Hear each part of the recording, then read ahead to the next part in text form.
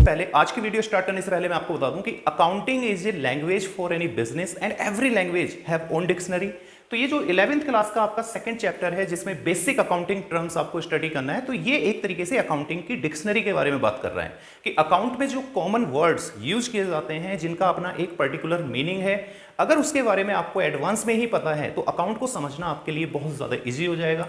अब जैसे कि हम बात करते हैं कि in any business various accounting terms are used, it is necessary to understand कि अगर आप किसी भी बिजनेस की बात करते हैं, चाहे वो सोल प्रोप्राइटरशिप हो, अकेले आदमी का बिजनेस, चाहे पार्टनरशिप हो, एक से ज़्यादा लोग मिलकर जिस बिजनेस को करते हैं, चाहे वो कंपनी हो जिसमें बहुत सारे शेयर होल्डर मिलकर बिजनेस को चलाते हैं, या किसी भी तरीके की एनपीओ हो, कोई भी बिजनेस हो या जहां भी अकाउंट मेंटेन होता हो, वहां पर बहुत सारे बेसिक टर्म्स हैं जो यूज किए जाते हैं, जो कि बहुत जरूरी है उनको समझना। आप हम शुरुआत करते हैं क्रेडिटर से। क्रेडिटर एंड डेटर ये दोनों एक दूसरे के अपोजिट हैं। अगर यहाँ पे हम क्रेडिटर की बात करें तो क्रेडिटर जैसे बिल्कुल क्लियर कट लिखा हुआ है कि creditors are the people and entities, entities मतलब कोई भी बिजनेस हो सकता है बाहर वाला, from whom goods have been purchased on credit, कि अगर हमारा बिजनेस, आप बिजनेस के पॉइंट ऑफ व्यू से सोचिएगा, अगर बिजनेस जो है किसी अदर पर्सन या अदर बिजनेस से उधार माल परचेज करता है और उसको पेमेंट नहीं देता है, तो वो सामने वाला बिजनेस उसके लिए एक तरीके से क्रेडिटर होगा, और क्रेडिटर का मतलब एक तरीके की लायबिलिटी है।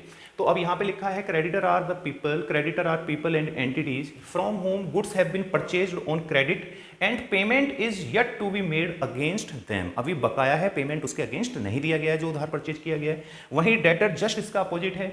यहां आप क्रेडिट परचेज करते हैं, डेटर के केस में कस्टमर को आप उधार क्रेडिट सेल करते हैं। तो यहां पे लिखा हुआ है कि डेटर आर द पर्सन्स और अदर एंटिटीज, कोई दूसरा बिजनेस भी हो सकता है या कोई पर्सन भी हो सकता है, टू होम जिसको business has sold goods and services on credit, जिसको बिजनेस अपनी सर्विसेज और गुड्स जिसमें वो डील करता है उधार सेल करता है, and amount has not received yet, और उस सेल के अगेंस्ट अभी तक अमाउंट नहीं आया।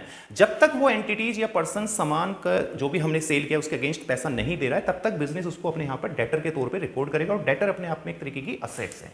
अब अगर हम नेक्स्ट देखते हैं turnover and live stock. Turnover क्या होता है? Turnover means the total sale made in the particular period. कई बार होता है ना कि जब गवर्नमेंट सेक्टर में टेंडर निकलते हैं तो कंपनीज, गवर्नमेंट इंस्ट्रक्शंस देती है कि अगर आपका टर्नओवर 2 करोड़ पर एनम है, 5 करोड़ पर एनम है, तभी आप यहाँ पे कोटेशन डाल सकते हैं, टेंडर फिल कर सकते हैं। तो ये एक तरीके से ओवरऑल सेल का वॉल्यूम है जो एक पर्टिकुलर पीरियड में काउंट किया जाता है। लाइव स्टॉक, लाइव स्टॉक का मतलब है जैसे कि domestic animals such as cattle, horses are known as livestock. Livestock मतलब अगर आपके पास एनिमल्स हैं तो उनकी भी एक वैल्यूज है, तो उनकी जो वैल्यूज है वो भी एक तरीके से आपकी स्ट्रेंथ है, असेट्स हैं। तो वो जितने भी एनिमल्स या इस तरीके की चीजें हैं डोमेस्टिक, वो सब आपके लिए लाइव स्टॉक कहलाएंगी। इसके बाद आ गया इनकम और गेन। इनकम का मतलब है एक्सपेक्टेड अर्निंग, और गेन का मतलब है ये भी फायदा है और वो भी फायदा है, लेकिन वो एक्सपेक्टेड है, हमें पता है कि हमें अर्निंग होगी। गेन मतलब अनएक्सपेक्टेड अर्निंग, लेकिन इसको बुक लैंग्वेज में अगर हम पढ़ते हैं, income is the profit earned during the accounting period. Income वो प्रॉफिट है जिसको हम अकाउंटिंग ड्यूरेशंस में अर्न करते हैं एक पर्टिकुलर पीरियड में। इनकम का मतलब होता है सेल माइनस एक्सपेंसेस। मान लीजिए मैंने किसी रेवेन्यू माइनस एक्सपेंसेस, रेवेन्यू मतलब सेल, अगर मैंने किसी चीज को 100 रुपीज में सेल किया और मेरी जो कॉस्ट इनकर्ड फॉर सेल, मतलब जो उस सेल के लिए मैंने पैसा खर्च किया था उस पर्टिकुलर प्रोडक्ट के लिए जिसको मैंने सेल किया है, वो मान लीजिए 80 रुपीज़ है, तो इस तरीके से मेरी जो इनकम होगी वो 20 रुपीज़ है। वहीं अगर हम गेन की बात करें तो it is a profit that arise from the transactions which are not in operating activities of the business। अगर हम जो रनिंग बिजनेस करते हैं, रेगुलर बिजनेस चलाते हैं, उससे जो हमें प्रॉफिट होगा वो तो एक्सपेक्टेड है, तो वो क्या कहलाएगा? इनकम। बट कोई ऐसी एक्टिविटी हो जाए जो कि रनिंग का पार्ट नहीं है, ऑपरेशन का पार्ट नहीं है, इन्वेस्टिंग या फाइनेंसिंग टाइप एक्टिविटीज, ये आगे आपको डिटेल में बताया जाएगा क्या होती हैं। अगर वहां से मतलब रनिंग रेगुलर एक्सरसाइज के अलावा बियॉन्ड अगर आपको कहीं से कोई भी फायदा हो जाता है, बेनिफिट हो जाता है, तो वो गेन कहलाएगा, क्योंकि वो अनएक्सपेक्टेड अर्निंग है। मान लीजिए मैं ट्रेड करता हूँ स्टेशनरी में, मैंने एक रजिस्टर परचेज किया 100 रुपीज़ का और उसको सेल कर दिया 120 रुपीज़ को, तो वो तो मेरी इनकम है 20 रुपीज़ जो बीच का डिफरेंस है। बट अगर वहीं मैं कोई ऐसा प्रोडक्ट सेल कर देता हूँ जिसमें मैं डील नहीं करता, अचानक से मेरे पास बहुत सारा स्क्रैप इकट्ठा हो गया और स्क्रैप डीलर आया और मैंने उसको वो सेल कर दिया, और जिसकी वैल्यू मेरे लिए 0 थी, लेकिन उसके बदले में वो मुझे कुछ पेमेंट दे गया, तो उसमें तो मैं डील नहीं करता ना, स्क्रैप में तो मैं डील नहीं करता हूँ, स्क्रैप का तो मैं बिजनेस नहीं करता हूँ, तो लेकिन मुझे जो पैसा मिला वो अपने आप में गेन होगा। ऐसी एक्सपेंसेस एंड लॉसेज हैं। एक्सपेंसेस है एक्सपेक्टेड स्पेंडिंग, हमें पता है कि हमें पैसा खर्च करना है। लॉसेस का मतलब है अनएक्सपेक्टेड स्पेंडिंग, मतलब हमें पता नहीं था, अचानक से हमारा नुकसान हो गया, हमारी जेब से पैसा निकल गया, खर्च हो गया, लेकिन ये अनएक्सपेक्टेड था, तो ये लॉस है। बुक लैंग्वेज में हम बोलेंगे expenses is the cost incurred for generating revenue. इसका मतलब ये हुआ, मान लीजिए ये मेरे पास एक हेडफोन है, इसको मैं सेल करता हूं 100 रुपीज में, तो ये हो गया जनरेटिंग रेवेन्यू। मैंने 100 रुपीज का रेवेन्यू जनरेट किया इससे, मतलब सेल मतलब रेवेन्यू। लेकिन मैंने इसके ऊपर कितनी कॉस्ट खर्च की, मतलब मेरा खर्चा कितना आया, क्योंकि मैंने भी तो कहीं ना कहीं से इसको परचेज किया होगा, या मैन्युफैक्चरर हूं तो मैंने प्रोड्यूस किया होगा इसको, जो भी है वॉट, मतलब मेरा जो भी एक्सपेंसेस 100 रुपीज क्रिएट करने के लिए हुआ, मतलब जनरेट रेवेन्यू, मतलब 100 रुपए लेने के लिए मैंने जो इस पर खर्च किया, वो है expenses is the cost incurred. इसके ऊपर जो एक्सपेंसेस मेरा हुआ है वो अपने आप में क्या है, कॉस्ट है। मान लीजिए मैंने 80 रुपए इस पर खर्च किया था, इसको परचेज किया था, इसको स्टॉक में रखा, इसके लिए सेल्समैन हायर किया, ओवरऑल जो छोटे छोटे खर्चे जोड़ के मेरा 80 रुपीज बनता है, तो वो अपने आप में क्या कहलाएगा, एक्सपेंसेस। अब लॉसेस क्या है, losses is excess of expenses of a period over its revenue. इसका मतलब ये हुआ कि जब एक्सपेंसेस रेवेन्यू से ज्यादा हो जाएगा, तो एक्सपेंसेस का वो पार्ट जो रेवेन्यू से ऊपर चला गया वो लॉस है। इसको आप इस तरीके से समझ लीजिए कि मान लीजिए एक्सपेंसेस है 120 रुपीज किसी पर्टिकुलर प्रोडक्ट पे, रेवेन्यू है 100 रुपीज, तो 100 के ऊपर एक्सपेंसेस कितना है, 100 के ऊपर एक्सपेंसेस है 20 रुपीज। भाई एक्सपेंसेस 120, रेवेन्यू 100, तो 100 से 120 मतलब 20 रुपए आपका एक्सपेंसेस ज्यादा है, तो वो जो 20 रुपीज एक्सपेंसेस ज्यादा है ना रेवेन्यू से, वही लॉस है, क्योंकि वो नुकसान हो गया आपको। आप 120 का कोई प्रोडक्ट खरीदते हैं और 100 का सेल करते हैं, तो ऑब्वियसली सेल के ऊपर जो एक्सपेंसेस गया वो 20 रुपीज है, तो वो आपका लॉस है। तो ये लिखा हुआ है loss is excess of expenses of a period over its revenue. यहां पे बात करते हैं प्रीपेड एक्सपेंसेस की। प्रीपेड एक्सपेंसेस इसके नाम से ही क्लियर हो रहा है, एक्सपेंसेस पेड इन एडवांस। जब कोई भी बिजनेस अपने एक्सपेंसेस को एडवांस में पे कर देता है, तो जिसका बेनिफिट इसको फ्यूचर में मिलेगा। आज मैंने ये एक्सपेंसेस किया प्रीपेड, अभी मुझे इसका बेनिफिट नहीं मिलेगा, इसका बेनिफिट मुझे फ्यूचर में मिलेगा, आने वाले 1 साल या कई सालों में मिलेगा, तो ये अपने आप में प्रीपेड एक्सपेंसेस है। It is an expenses that has been paid in advance and the benefit of which will be available in the next following year और ईयर्स। नेक्स्ट आ गया आउटस्टैंडिंग एक्सपेंसेस। अब ये आउटस्टैंडिंग एक्सपेंसेस प्रीपेड एक्सपेंसेस का उल्टा है। Prepaid expenses में business advance में पे कर रहा था, यहाँ पे क्या है, बिजनेस जब जो एक्सपेंसेस बिजनेस के ऊपर हो चुके हैं, जिनकी ड्यू डेट आ चुकी है, बट बिजनेस उस कंडीशंस में नहीं है कि उनको सेटल कर सके, तो ड्यू डेट के बाद वो सारे एक्सपेंसेस लाइबिलिटी में कन्वर्ट हो जाते हैं, तो वो अपने आप में हो जाते हैं आउटस्टैंडिंग एक्सपेंसेस। तो यहाँ पे लिखा हुआ it is an expenses that has been incurred, मतलब एक्सपेंसेस हो चुके हैं but has not been paid, but वो अभी तक पे नहीं किए गए, तो वो किस कैटेगरी में बिजनेस उनको रखेगा, आउटस्टैंडिंग एक्सपेंसेस कैटेगरी। इसी के बाद आ गया इंसॉल्वेंट। इंसॉल्वेंट एंड सॉल्वेंट दो वर्ड आएंगे आपके सामने। इंसॉल्वेंट है एक तरीके से ये बैंकरप्सी को इंडिकेट करता है, जैसे यहाँ पे लिखा है इंसॉल्वेंट इज ए पर्सन और एंटरप्राइजेस। इंसॉल्वेंट कोई पर्टिकुलर पर्सन भी हो सकता है और कोई बिजनेस भी हो सकता है, एंटरप्राइजेस भी हो सकती है, which is not in position to pay its डेप्ट, जो इस कंडीशंस में नहीं है कि अपने जो उसने कर्ज लिए हुए हैं, डेप्ट लिए हुए हैं, बोरोइंग लिए हुए हैं, उनको पे कर सके। मान लीजिए मैंने बैंक से 50 लाख रुपए उठाया हुआ और मैंने कमिटमेंट किया हुआ है कि मैं इसको 31 दिसंबर तक पे कर दूंगा, लेकिन 31 दिसंबर को मेरी कंडीशंस ये है कि मेरे पास पैसा ही नहीं है देने के लिए, तो मेरी जो स्थिति है वो इंसॉल्वेंसी वाली है। तो इसलिए हम बोल सकते हैं इंसॉल्वेंट इज ए पर्सन और enterprises which is not in position to pay its डेप्ट। सॉल्वेंट इसका उल्टा है, ये उस कंडीशन में होता है कि जो भी इसके पास डेप्ट है उसको ये फटाफट सेटल कर दे। तो यहां पे लिखा हुआ है सॉल्वेंट इज ए पर्सन और एंटरप्राइजेस, दोनों में से कोई भी हो सकता है, is in position to pay its dept. Next आ गया रिवेट। अच्छा, रिवेट और डिस्काउंट एक जैसे हैं, जैसे prepaid expenses, outstanding expenses, income और gain, expenses and losses, solvent और इंसॉल्वेंट, इसी तरीके से यहाँ पे वर्ड आएगा रिवेट और इसके बाद आने वाला है डिस्काउंट। रिवेट हमेशा आफ्टर सेल है और डिस्काउंट हमेशा at the time of sale है। दोनों का मतलब होता है छूट, किसी चीज में हमने छूट दे दी। अब जैसे हम रिवेट की बात करते हैं, it is N reduction in price allowed by seller, ये वो छूट है प्राइस के ऊपर जो सेलर के द्वारा दी जाती है of goods after the goods have been sold, सामान को सेल करने के बाद। इसका एग्जांपल कुछ इस तरीके से ले लीजिए, मान लीजिए मैंने 100 यूनिट किसी चीज की दिल्ली में प्रोड्यूस की और बेंगलोर में सेल कर दी। मेरा एक एग्रीमेंट बना था परचेजर के साथ जिसने मेरे से माल परचेज किया है कि भाई मैं इस क्राइटेरिया पे, इस टर्म एंड कंडीशंस पे आपको माल अवेलेबल कराऊंगा, लेकिन उसमें जो मेरा स्टैंडर्डाइजेशन था वो थोड़ा सा लूज हो गया, मतलब वीक क्वालिटी चली गई, कमजोर क्वालिटी का माल मैंने वहाँ पे दे दिया। वहाँ से मेरे पास कॉल आया, उसने उस चीज़ को प्रूफ किया कि आपके कमिटमेंट के हिसाब से माल डिलीवर नहीं हुआ है। तो अब क्या ऑप्शन है कि या तो मैं उसको वापस मंगाऊं और फिर नया माल प्रोड्यूस करके उसको दूं, तो ये एक बड़ा झंझट वाला काम है। तो मैं क्या करूंगा एज ए सेलर, क्योंकि सेल तो मैंने किया है ना, तो एज ए सेलर मैं रिडक्शन इन प्राइस कर दूंगा। मैं उसको बोलूंगा बेंगलोर में कि भाई तेरा हर यूनिट 100 रुपीज़ फिक्स हुआ था, कोई बात नहीं, अगर आपको क्राइटेरिया के अकॉर्डिंग माल नहीं मिला है तो मैं आपको छूट देता हूँ। उसको बोलते हैं रिवेट, 20 रुपीज़ पर यूनिट या 30 rupees per unit, depend on situation. तो यहाँ पे rivet is offered and allowed, जो कि मैं करूंगा on sale complete in the past, on sale completed in the past, उसके ऊपर ऑफर्ड किया जाता है, अलाउड किया जाता है रिबेट जिस सेल को आपने पहले कभी किया हुआ है। नेक्स्ट है example, rebate allowed because of poor quality of goods. क्या रीजन है इसका? Poor quality of goods. Discount, it is ये भी रिडक्शन है, इन प्राइस में ही है। It is the reduction in price of goods and services, it can be received और allowed. Discount आप रिसीव्ड भी कर सकते हैं और अलाउड भी कर सकते हैं। तो यहां पे क्या है, टाइप्स ऑफ डिस्काउंट आपको आगे पढ़ने को मिलेंगे। Trade discount, cash discount. Cash discount है जो कि जनरली आपके सेल्स को, जो कैश की जो लिक्विडिटी है उसको एक तरीके से साउंड करने के लिए दिया जाता है कि यार पैसा निकला है मार्केट से, तो मेरी लिक्विडिटी स्ट्रांग हो जाएगी, मतलब मेरे पास पैसा आ जाएगा, तो मैं आगे अपने जो मेरे क्रेडिटर्स हैं, वेंडर्स हैं, उनको पैसा दे पाऊंगा अपने टाइम से, क्योंकि मार्केट में जो पैसा देगा तभी तो मैं अपने सप्लायर को पैसा दूंगा। तो ये इसका रीजन है एक तरीके से लिक्विडिटी को एनहेंस करना।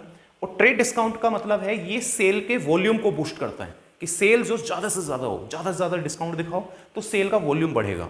ट्रेड डिस्काउंट कैश और क्रेडिट दोनों कंडीशंस में दिया जाता है, जबकि कैश डिस्काउंट केवल कैश एंड कैश इक्विवेलेंट की कंडीशन में ही दिया जाता है। कैश इक्विवेलेंट का मतलब बैंक ड्राफ्ट, डीडी वगैरह इन सब चीजों पर और चेक वगैरह पर दिया जा सकता है, बट ये केवल मैन्युफैक्चरर दे सकता है और कैश डिस्काउंट कोई भी दे सकता है। जब आप कभी किसी मॉल में जाते हैं तो वहां देखते हैं ना कि क्लॉथ शॉप के बाहर बहुत बड़े बड़े स्टिकर लगे होते हैं, 50% फ्लैट डिस्काउंट, 70% फ्लैट डिस्काउंट। वो सेल्समैन नहीं दे रहा है, वो शोरूम का मालिक नहीं दे रहा है, वो जिस क्लॉथ में वो डील कर रहा है, शोरूम का ओनर, शॉपकीपर, उसका जो मैन्युफैक्चरर है वो दे रहा है ट्रेड डिस्काउंट, वो पीछे से आता है। नेक्स्ट है प्रोपराइटर। प्रोपराइटर तो ऑलमोस्ट आपको पता ही होता है कौन है। प्रोपराइटर का मतलब मालिक, बिजनेस का जो ओनर है वो प्रोपराइटर है, और ये बिजनेस को प्रॉफिट होगा तब भी इसका है, लॉस होगा तो यही उसको एक तरीके से फेस करेगा।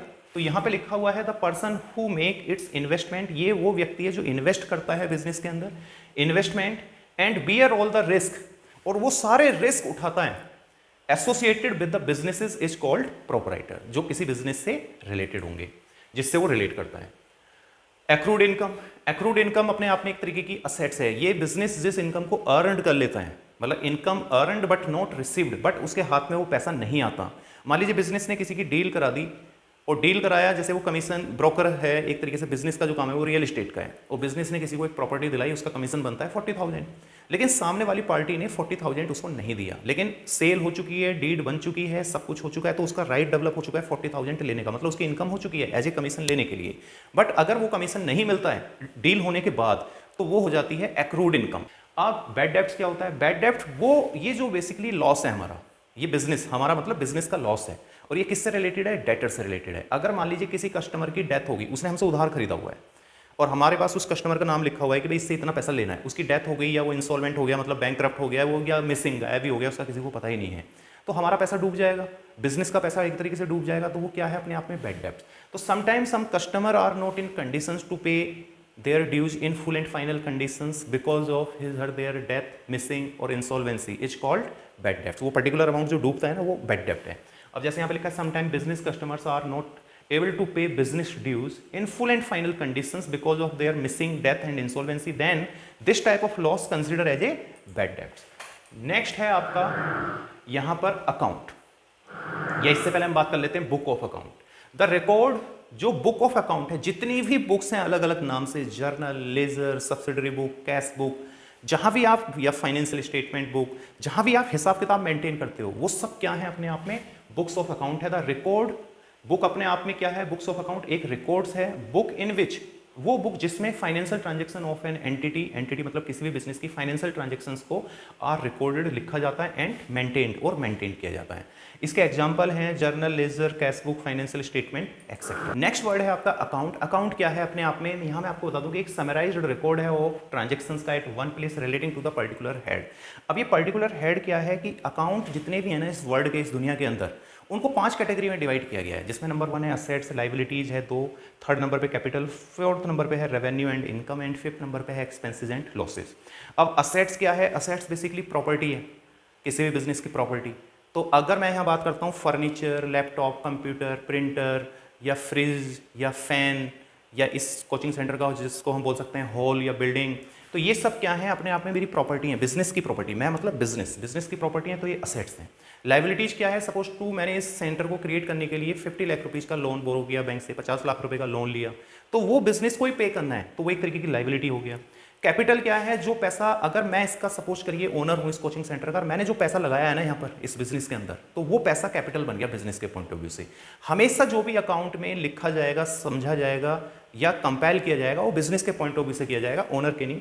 वहीं रेवेन्यू है, मान लीजिए मैं बच्चों को टीच कर रहा हूँ, मुझे फीस मिल रही है, फी, तो वो फी एक तरीके की रेवेन्यू हो गया। और वहीं एक्सपेंसेस लॉसेज है, जैसे बिजली का बिल है यहाँ पर, या प्रिंटर की कार्टेज खाली हो रही है उसको हम पे कर रहे हैं, या स्टेशनरी परचेज कर रहे हैं, या हमने माउस खरीदा, या कुछ भी अगर हम परचेज करते हैं वो सब हमारा है। एक्सपेंसेस के अलावा फिर लॉसेज है। चलिए चलते चलते मालूम पड़ा कि जो हमारा लैपटॉप है वो हाथ से छूट के गिर गया नीचे, डैमेज हो गया, तो वो लॉस हो गया। मतलब कुछ भी होगा जहाँ पैसा इन्वॉल्व है, इनफ्लो के केस में या आउटफ्लो के केस में, आने के केस में या जाने के केस में, तो वहां एक तरीके का अकाउंट क्रिएट होगा और वो अकाउंट इन 5 हेड से ही रिलेटेड होगा। अब एक पर्टिकुलर हेड में बहुत सारी फ्रीक्वेंट एक्सरसाइज हो सकती हैं या फ्रीक्वेंट रिपीटेशन हो सकता है, तो हम कितनी बार पैसा उस एक्टिविटीज में आया, कितनी बार गया, हम कंफ्यूज हो जाते हैं। तो उस पॉइंट ऑफ व्यू से हम जितनी भी चीजें हैं उस पर्टिकुलर हेड से रिलेटेड उसको समराइज्ड कर लेते हैं टेबल के अंदर। ये है वो बॉक्स। तो ये जैसे बॉक्स है ये 2 पार्ट में डिवाइड होगा, डेबिट एंड क्रेडिट, और यूजुअली टी सेप बोलते हैं, जिसमें राइट साइड क्रेडिट है और डेबिट साइड, लेफ्ट साइड जो आपकी डेबिट है। तो यहाँ पर्टिकुलर अमाउंट, अमाउंट इधर वाला डेबिट और उधर वाला क्रेडिट साइड।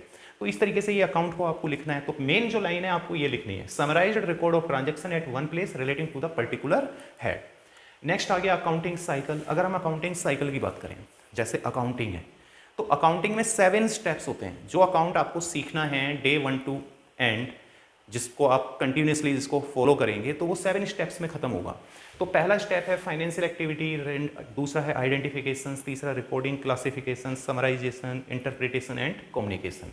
तो इसको हम इस तरीके से बोल सकते हैं कि accounting basically is a process, एक प्रोसेस है accounting which start after any financial activity and its identification through recording, classification and summarization. In summarization, business gets result and result interpreted by the board of director, then pass all decisions and policies to the user through proper communication. This entire process and cycle comes as accounting process. Next है यहां पर accountancy क्या है। जो accounting है ये तो process है जिसमें 7 स्टेप्स थे, लेकिन उस अकाउंटिंग की नॉलेज होना, सिस्टमेटिक नॉलेज होना, systematic knowledge of accounting is called accountancy. Next आ गया गुड्स। गुड्स वो चीज है, एक तो ये फिजिकल आइटम है, गुड्स हमेशा फिजिकल आइटम होगा जिसमें बिजनेस ट्रेड करता है, जिसमें बिजनेस एक तरीके से बिजनेस मतलब जिसमें डील करता है। तो यहाँ पे लिखा हुआ है goods are the physical item of trade, मतलब ट्रेड मतलब किसी भी बिजनेस का वो फिजिकल आइटम है, that are purchased to be sale, जिसको खरीदा जाता है सेल करने के लिए। तो बिजनेस ऑब्वियसली यही काम तो करता है कि यहाँ से सस्ता खरीदेगा, आगे सेल उसको थोड़ा रेट बढ़ा के सेल करेगा, तो क्योंकि वो उसमें डील कर रहा है, उसका काम ही है। तो ये एग्जाम्पल है, जैसे स्टेशनर्स के लिए है, stationery is a goods. Goods मतलब जो स्टेशनरी शॉप में जितनी भी किताबें, बुक्स पर, इरेजर, पेन, पेंसिल, जो भी वॉट एवर रखा हुआ है वो सब उसका गुड्स है। होम अप्लायंसेस के लिए जैसे टीवी, फ्रिज, क्योंकि वो उसमें डील करता है, होम अप्लायंसेस ऑफ। तो ये जो है अपने आप में टीवी, फ्रिज, जितनी भी चीज़ें इसके पास रखी हुई हैं, जो कि कुछ भी हो सकता है, माइक्रोवेव भी हो सकता है, ओटीजी भी हो सकता है, इंडक्शन भी हो सकता है, तो ये सब क्या है, ये गुड्स हैं। नेक्स्ट है बाउचर। बाउचर आपका एक चैप्टर भी 11th क्लास में। बाउचर का मतलब है written evidence for any financial transaction. Business अगर कोई भी फाइनेंशियल ट्रांजेक्शन करता है, एक्टिविटीज करता है, और उसका कोई रिटन प्रूफ अगर आपके पास है, बिजनेस के पास है, तो वो अपने आप में बाउचर है।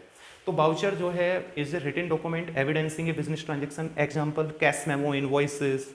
इनवॉइसेस का मतलब होता है उधार सेल या उधार परचेज के बीच में जो डील होती है ना, जो पेपर बिल जो साइन होता है वो इनवॉइस कहलाया जाता है। क्रेडिट के केस में जो बिल होगा वो इनवॉइस कहलाएगा, और कैश के केस में जो बिल बनेगा कैश ट्रांजेक्शन के बेस में उसको कैश मेमो बोलते हैं।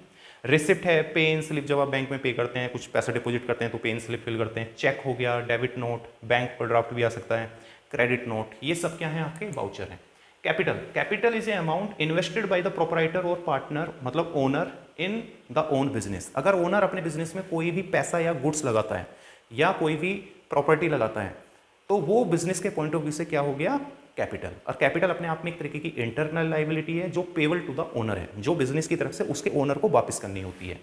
तो it is a internal liability, it is consider as a liability because under business entity concept, एक बिजनेस एंटिटी कॉन्सेप्ट एक प्रिंसिपल है जो ये कहता है कि ओनर और बिजनेस दोनों बिल्कुल सेपरेट है। अब अगर ओनर पैसा लगाता है तो जब सेपरेट है तो इसका मतलब वो ओनर का पैसा है, बिजनेस का नहीं है, तो बिजनेस के पॉइंट ऑफ व्यू से वो इंटरनल लाइबिलिटी है, also known as owner equity and net worth. अब यहाँ पे आ गया ड्राइंग। ड्राइंग जो है इसका नेचर भी कैपिटल है। हेड ऑफ अकाउंट की अगर हम बात करें ये भी एक तरीके का कैपिटल है, बट ये डिक्रीजिंग ऑफ कैपिटल है। इसमें क्या होता है कि ओनर जब पैसा लगाता है बिजनेस में, इन्वेस्ट करता है तो कैपिटल बनेगा, लेकिन अगर ओनर बिजनेस से अपने पर्सनल यूज, घर के काम के लिए पैसा निकाल लेता है तो बिजनेस के लिए वो अपने आप में एक तरीके का ड्रॉइंग है। तो अमाउंट विड्रॉन और गुड्स टेकन, सामान भी ले सकता है, टेकन बाय द प्रोपराइटर और partner for personal use from business is called drawing. Nature of the drawing, इसका नेचर कैपिटल है। It is the deducted from the capital of proprietor और पार्टनर, और ये बिजनेस से पार्टनर या proprietor की capital को कम कर देता है। मान लीजिए मैंने अपने बिजनेस में 10 लाख रुपए लगाए, तो बिजनेस के पॉइंट ऑफ व्यू से वो कैपिटल हो गया, वो कैपिटल हो गया। वहीं दूसरी तरफ अगर मैं अपने बिजनेस से 2 लाख रुपए निकाल लेता हूं, तो अब बिजनेस मेरे को 10 लाख रुपए नहीं देगा सेटलमेंट के टाइम पर एज ए कैपिटल, वो देगा 8 लाख, क्योंकि 2 लाख मैंने निकाल लिए हैं। तो इसलिए हम बोलते हैं deducted from the capital proprietor capital. Liabilities, liability is the amount payable to the outsider from business side is called the liability. Liability भी amount payable to the outsider, amount payable to the outsider मतलब जो पैसा business को बाहर वालों को देना है, उसके हाथ में नहीं है, देना ही पड़ेगा, नहीं तो बाहर वाले एफआईआर कर देंगे, केस कर देंगे बिजनेस के अगेंस्ट। तो वो क्या है, अपने आप में वो पैसा जो बाहर वालों को देना है लाइबिलिटी है। एग्जांपल लोन, बैंक से लोन लोगे तो देना पड़ेगा, बैंक ओवरड्राफ्ट है, डिपॉजिटेड अमाउंट के मुकाबले अगर ज़्यादा पैसा निकाल लेते हो बैंक से तो वो बैंक ओवरड्राफ्ट है, तो वो भी वापस करना होगा। क्रेडिटर वो सप्लायर्स हैं जिनसे आप गुड्स परचेज कर लेते हो उधार, तो पैसा देना पड़ेगा। बिल्स पेबल क्रेडिटर का सब्सटीट्यूट है, कभी बाद में बताऊंगा क्या है ये। आउटस्टैंडिंग एक्सपेंसेस, खर्चे हो गए बट अभी तक आपने सेटल नहीं किए तो कभी ना कभी तो सेटल करने पड़ेंगे। एडवांस इनकम, किसी से पैसा ले लिया, काम करा नहीं तो इसका मतलब काम करना पड़ेगा। और यहाँ पे कैपिटल जो है, जो इंटरनल लाइबिलिटी है, अगर कोई ओनर बिजनेस में पैसा लगाता है तो बिजनेस को उसको वापस करना होता है कभी ना कभी ओनर को, तो ये सारे पैसे वापस करने होते हैं to the outsider is called the amount payable to the outsider from business side is called liability. अब आ गया असेट्स। असेट्स बेसिकली अपने आप में एक तरह की प्रॉपर्टी है, property earned by the business is called assets. जो प्रॉपर्टी बिजनेस ने खुद से कमाई है, उसकी खुद की है, इज कॉल्ड असेट्स। अब जैसे टेंजेबल असेट्स हैं, इंटेंजेबल असेट्स है, अदर्स हैं, बहुत सारे एग्जांपल हैं। टेंजेबल में मशीन, बिल्डिंग, फर्नीचर। इंटेंजेबल जो कि कांट टच, फील और सीन, जिसको ना देखा जा सकता है ना टच किया जा सकता है, वो है copyright, goodwill, patent and trademark. इन सब के अपने अपने मीनिंग्स हैं। अगर मैं इन सबको अलग से एक्सप्लेन करूंगा तो वीडियो बहुत लंबी हो जाएगी ये। अदर्स में आपका बैंक, कैश, डेटर मतलब कस्टमर जो आपसे उधार खरीद रहा है, प्रीपेड एक्सपेंसेस है, paid in advance, accrued income कमाया। अब यहाँ पे हम बात करते हैं एक्सपेंडिचर। एक्सपेंडिचर एक्चुअली जो है इनको कैटेगराइज किया गया है 3 तरीके से। एक है कैपिटल एक्सपेंडिचर, दूसरा रेवेन्यू एक्सपेंडिचर, तीसरा है डेफर्ड रेवेन्यू एक्सपेंडिचर। एक एक करके इनको समझ लेते हैं। अगर बिजनेस कहीं ऐसी जगह पैसा खर्च करता है कि जहाँ खर्च करने के बाद उसको मिलने वाला बेनिफिट 1 साल से ज़्यादा समय तक चलेगा, वो है कैपिटल एक्सपेंडिचर। मान लीजिए बिजनेस ने फर्नीचर खरीदा तो उसको कई साल यूज करेगा, तो कैपिटल एक्सपेंडिचर है वो। एसी खरीदा, कई साल तक उसकी सर्विसेज यूज करेगा एसी की, तो कैपिटल एक्सपेंडिचर है। कार खरीदी, कैपिटल एक्सपेंडिचर है। बिल्डिंग खरीदी, कैपिटल एक्सपेंडिचर है, क्योंकि इनका बेनिफिट जो 1 साल से ज़्यादा तक मिलेगा। तो यहाँ पे लिखा हुआ है कि कैपिटल एक्सपेंडिचर द बेनिफिट या if benefit of expenditure is received for more than 1 year, example purchase of building, machine and furniture. तो ये सब क्या था, कैपिटल एक्सपेंडिचर। रेवेन्यू एक्सपेंडिचर का जो बेनिफिट का ड्यूरेशन है वो शॉर्ट है, थोड़ा छोटा है। अगर किसी भी चीज़ का, अगर हम कहीं एक्सपेंसेस करते हैं, बिजनेस एक्सपेंसेस करता है और मिलने वाला बेनिफिट जो है वो 1 साल से कम समय का है, मतलब 1 साल के अंदर अंदर उसका बेनिफिट खत्म हो जाएगा, तो वो जो एक्सपेंसेस हुआ है वो रेवेन्यू एक्सपेंडिचर है। तो आप incurred to take benefit within the accounting period, मतलब 1 साल ही होता है नॉर्मली वो। It is the amount to purchase goods and services that are used within the current accounting period. मान लीजिए आपने कार खरीदी, कैपिटल एक्सपेंडिचर, क्योंकि 15 साल चलेगी, बट उसमें पेट्रोल डलवाया वो कुछ ही दिन चलेगा, 10 दिन, 15 दिन, 20 दिन, तो वो अपने आप में हो गया कैपिटल एक्सपेंडिचर, रेवेन्यू एक्सपेंडिचर। मान लीजिए आपने एयर कंडीशन खरीदा, तो एयर कंडीशन खरीदा, सालों साल चलेगा, कैपिटल एक्सपेंडिचर, बट उसकी सर्विस कराई तो 1 साल तक ही होती है ना सर्विस, अगले साल फिर दोबारा करानी होती है, तो उसका ड्यूरेशन, सर्विसेज जो एक्सपेंसेस है वो कम है ड्यूरेशन, तो वो है revenue expenditure. Example stationery purchase करना, वेजेस देना, रेंट पे करना, क्योंकि रेंट हर महीने हर साल पे करना होता है, तो ये सारे एक्सपेंसेस क्या है, रेवेन्यू एक्सपेंडिचर। इसके बाद आ गया आपका डेप्रिसिएशन। डेप्रिसिएशन क्या है, depreciation is a fall in the value of assets. अगर किसी भी असेट्स की वैल्यू कम होती है because of wear and tear, accident, obsolescence, regular uses etcetera, किसी भी रीजन से अगर किसी भी असेट्स की वैल्यू कम होती है, तो जो वैल्यू कम हुई है ना, वो जो पार्ट है वो अपने आप में एक तरीके का डेप्रिसिएशन है। तो depreciation is in fall in the value of the assets because of accident, obsolescence, wear and tear, uses etcetera. Method, अब जो आपकी बुक है 11th क्लास की अगर हम बात करें तो 2 मेथड है आपके डेप्रिसिएशन कैलकुलेट करने के लिए, प्रॉपर एक चैप्टर है, एक है स्ट्रेट लाइन मेथड, दूसरा है रिटन डाउन वैल्यू मेथड। जब चैप्टर करेंगे तो ज़्यादा डिटेल में डिस्कस करेंगे इसके बारे में।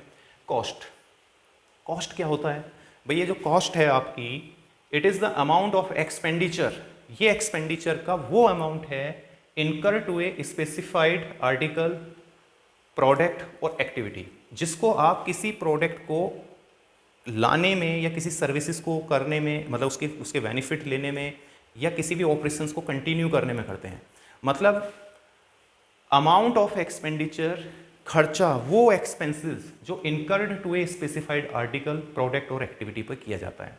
अब टोटल कॉस्ट का अगर हम फॉर्मूला देखते हैं तो फॉर्मूला है raw material cost, labour charges and overheads. मान लीजिए हम इसकी माउस की बात करते हैं, तो हमारा जो है रॉ मटेरियल, भाई जब जिस कंपनी ने भी इसको बनाया है सबसे पहले इसके उसने रॉ मटेरियल के तौर पे या तो छोटे छोटे पार्ट्स खरीदे होंगे या प्लास्टिक वगैरह सब कुछ खरीदा होगा, तो वो रॉ मटेरियल है। फिर आ गया लेबर, लेबर जिसने इसको डेवलप किया है वो इंजीनियर भी है और वो एक मजदूर भी है जो इसको उठा के लाया और एक तरीके से इसके बॉक्स को शिफ्ट कर रहा है इधर से उधर, इंजीनियर जो टेक्नोलॉजी लगा रहा है। ये सब इनकी जो सैलरी जा रही है ना, वो भी एक तरीके से कॉस्ट है, इसकी कॉस्ट में ही आएगा वो। और ओवरहेड्स का मतलब है जहाँ बना रहे हो सकता है उस जगह को आपने रेंट पे लिया हो, उसका रेंट दे रहे हो, बिजली का किराया है, वॉचमैन की सैलरी है, स्टेशनरी एक्सपेंसेस हैं, या गवर्नमेंट को भी टैक्सेस दे रहे हो, बहुत सारी फॉर्मेलिटीज़ पूरी कर रहे हो, एक्सेट्रा एक्सेट्रा। तो ये सारे खर्चे जब होते हैं तो इन सबको अगर आप जोड़ देते हो तो इस माउस की एक्चुअल कॉस्ट निकल के आती है, तो वही कॉस्ट है आपकी। बैलेंस शीट वो पोजिशनल स्टेटमेंट है जो हर बिजनेस में साल के लास्ट में फाइनेंशियल क्लोजिंग के टाइम पे प्रिपेयर की जाती है, इसको बोलते हैं positional statement. And balance sheet basically prepare to know the actual health of business, actual health of business. ये प्रॉफिट लॉस नहीं बताएगी, ये बिजनेस का स्टेटस बताएगी कि बिजनेस ग्रो कर रहा है कि नहीं कर रहा है। It is the statement of the financial position of any entity at a given date which contain assets and liabilities. और बैलेंस शीट में दो पार्ट होते हैं, राइट साइड में असेट्स होती है और लेफ्ट साइड में लाइबिलिटी।